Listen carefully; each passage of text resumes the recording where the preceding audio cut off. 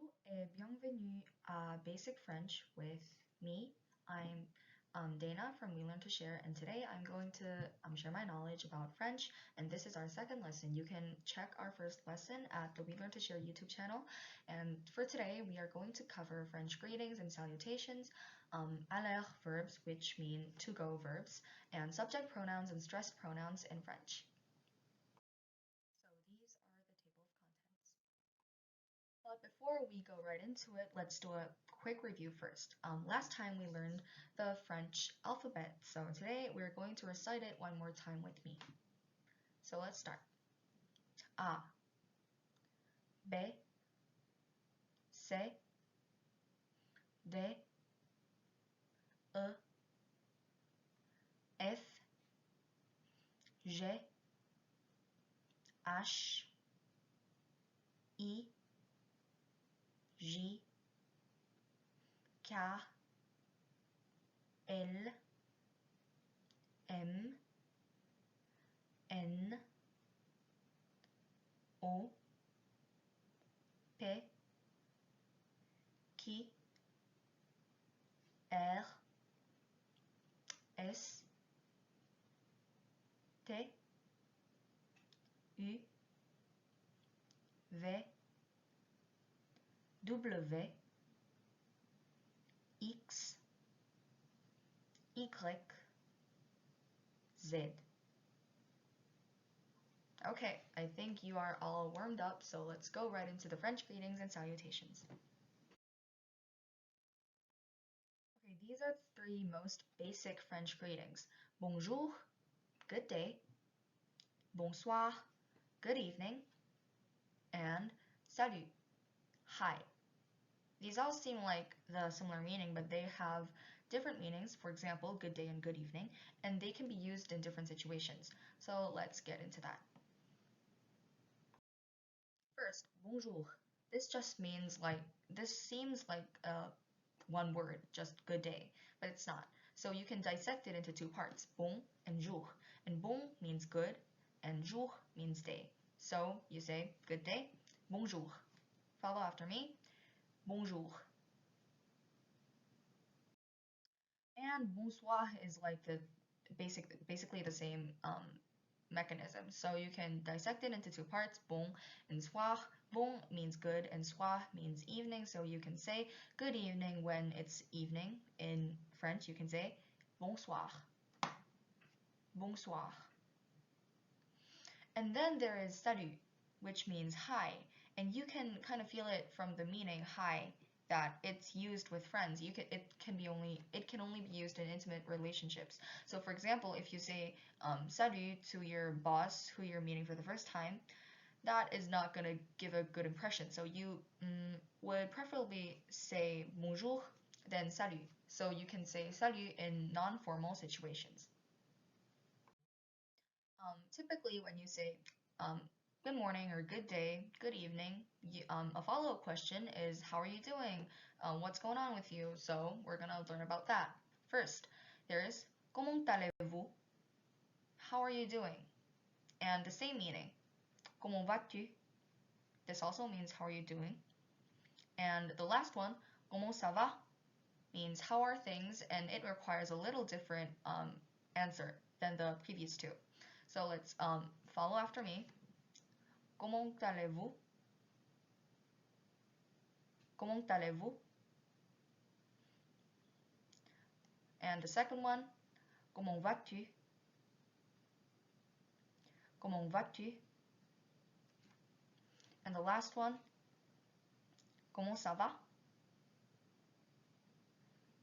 Comment ça va? And then you're probably going to answer, I'm fine, thanks, very well, thanks, and we're going to learn about the typical answers that you can give to the person who is asking that question. First, très bien, merci, or bien, merci. Here, bien means well, so if you say bien, merci, you're saying I'm very well, I'm well, thanks. And if you put very on the front, so if you put très, which means very, you can say très bien, merci. This means very well, thanks. Also, I said that comment ça va requires a different answer than the previous two questions, and here you can see that. You can see that the second answer is ça va bien, merci, and this can only be an answer to the question comment ça va because ça va is used in the first part of the answer.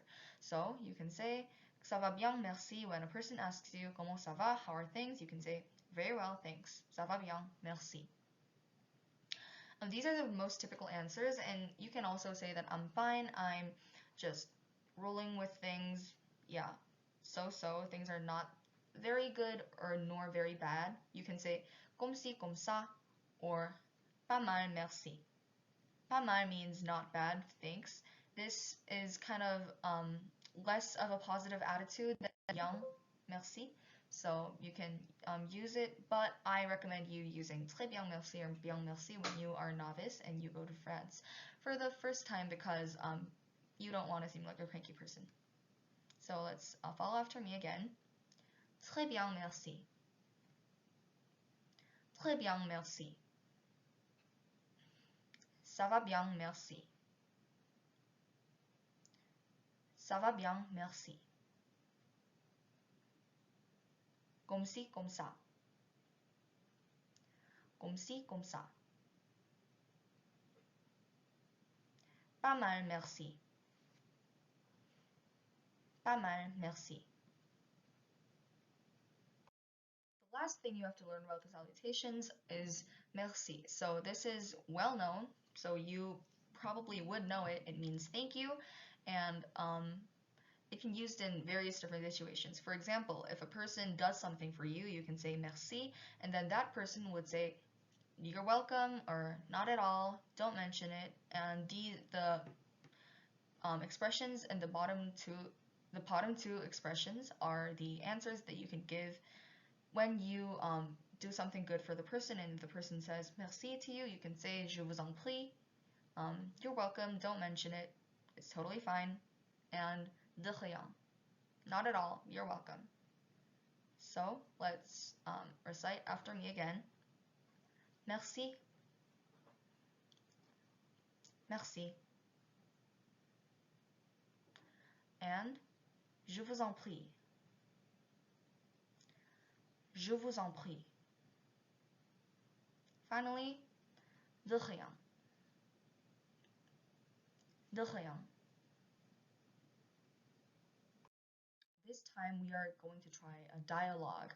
So I would first read this dialogue and then you can kind of partner up with your friends or try saying this with your parents or your friends or other people. Bonjour mademoiselle. Bonjour monsieur. Comment allez-vous? Je vais très bien, merci. Et vous? Bien, merci. So this means hello, good morning, or good day, madam, or like mademoiselle, which means a young lady. And then the person says, good day, sir. And then the man says, how are you? And then the woman says, very well, thank you. Et vous? And you? This means and you, because et means and vous means you. So she's asking again to the man, and the man says bien merci. He says he's well. This dialogue is the most standard dialogue that salutations can be used. Yeah. So try pause the video and try saying it yourself and with your other friends. I told you that et vous means and you can also say et toi. So for example here, instead of saying comment allez-vous, I can say comment vas-tu, and then Sylvie can say et toi, because comment vas-tu and toi is used in a more friendlier situation. The connotation is a little more loose than et vous. So when you use et vous, it is used in a more formal situation, like I said before, in a business situation or in your career or something. And so you can differentiate between those two depending on the situation. Okay, now we are gonna go on to subject pronouns and stressed pronouns.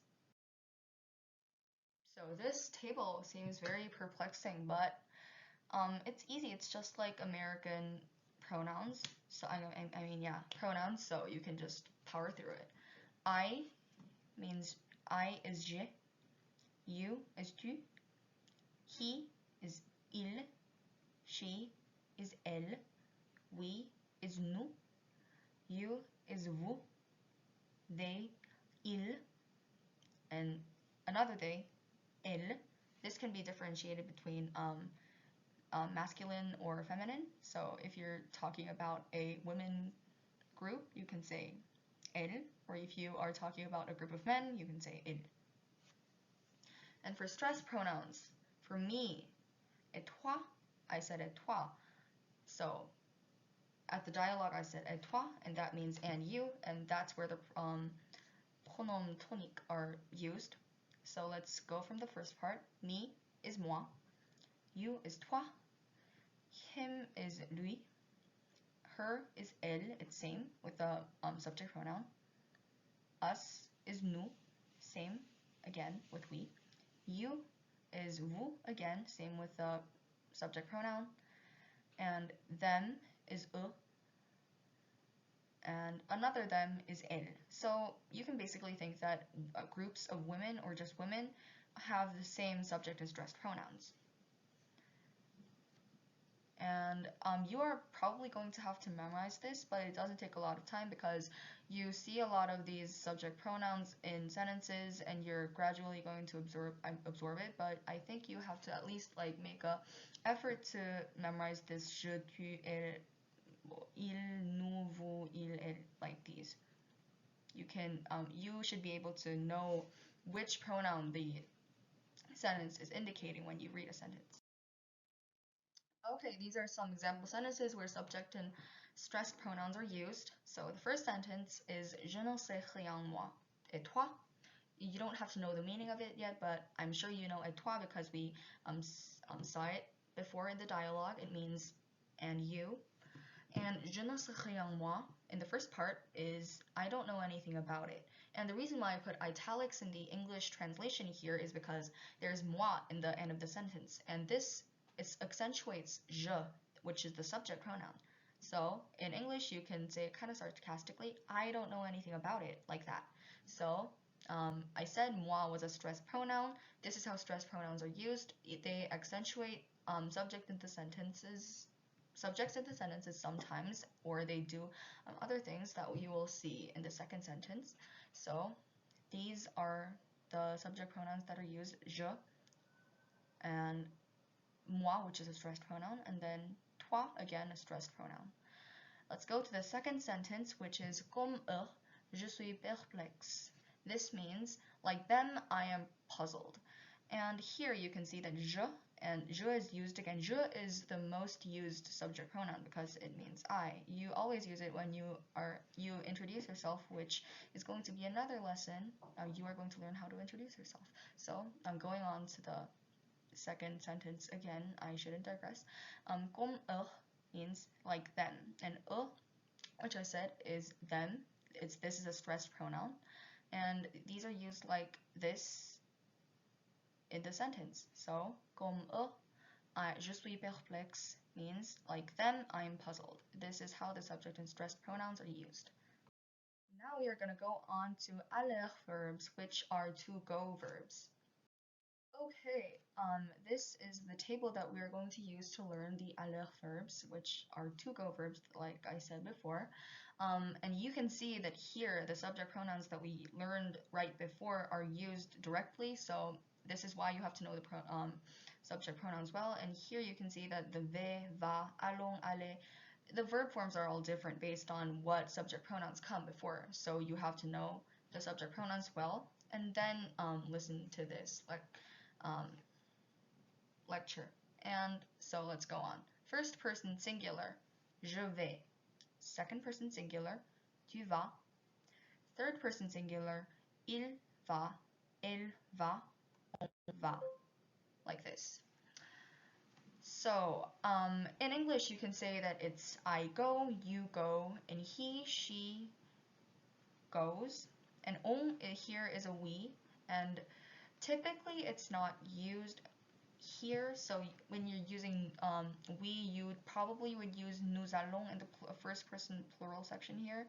But nonetheless, on here is kind of used as a casual we, and in this case, on has a verb form called va, not allons. So you have to be careful of that too.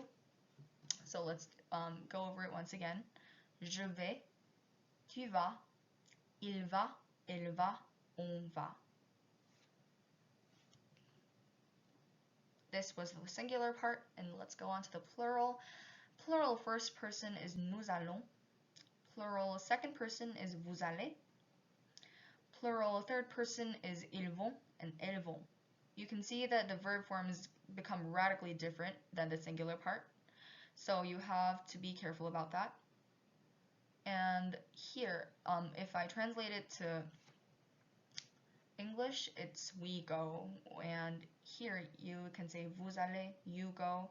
Ils vont is like a group goes somewhere, a male group or a women group consisting of women go somewhere. So you can say ils vont or elles vont over here. Let's go over it one more time. Nous allons, vous allez, ils vont, elles vont. And the example sentence at the bottom is où allez-vous? Where are you going? Allez-vous? You can see that the vous allez here is used in a different position because it's a question. So you can say où allez-vous? Where are you going? And this is how the aller verbs are used in sentences or when you talk to someone. So this is it for the day. I am a little worried the video might be a little long, but it's going to be fun. Okay. So once again, I'm going to say au revoir, which means see you again in French. So au revoir.